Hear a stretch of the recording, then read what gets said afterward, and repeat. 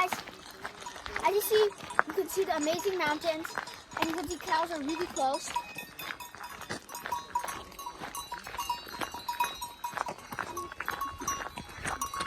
And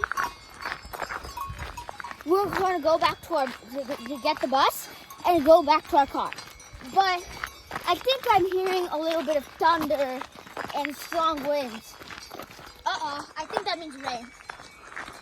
So we have to get back to our car before the rain comes.